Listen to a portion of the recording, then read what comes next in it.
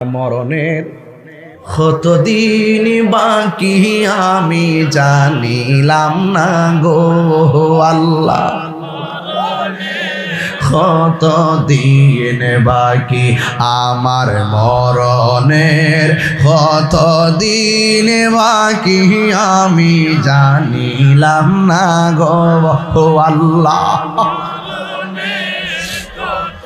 দিন বাকি আর আজরাইল শিয়া যখন হস্তে দিবা দরি, আজরাইল শিয়া যখন হস্তে দিবা দরি, তখন আমার মনা ভাই করবা লুকালুকি আমি জানিলাম না গো আল্লাহ। মরণের কতদিন বাকি আমার মরণের, কতদিন বাকি আমি জানিলাম না গো আল্লাহ।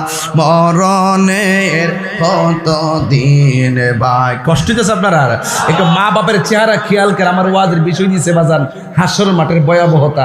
আমি যদি এখান থেকে ওয়াজটা না ধরি হাসর মাঠটা ক্লিয়ার বুঝবেন না, কারণ এই প্রজন্মকে আমার ইতিহাস বুঝাইতে হবে। আর মানুষ তো বুঝে না, 40 দিন আগের থেকে মানুষের মরণের আলামত শুরু হয়ে যায়। যদি সময় পাইতাম তাহলে আলামত গুলো বলে যেতাম, একটু বলি তারপরে শুনেন। আর 40 দিনের আগে ভাইরে মৌতের নিশানি, 40 দিনের আগে ভাইরে মৌতের নিশানি। যেই জায়গা যার মরণ লেখা সেই জায়গা সে মরে আমি জানিলাম না গো আল্লাহ।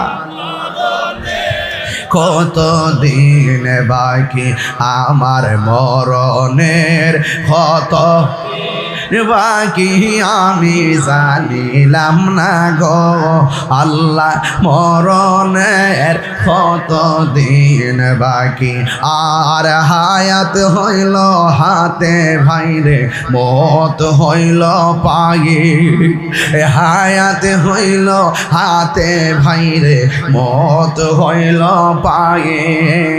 যেই জায়গা যার মরণ লেখা সেই জায়গা সে মরে আমি জানিলাম না গো আল্লাহ। কতদিন বাকি আমার মরণের, আমি জানিলাম না গো আল্লাহ।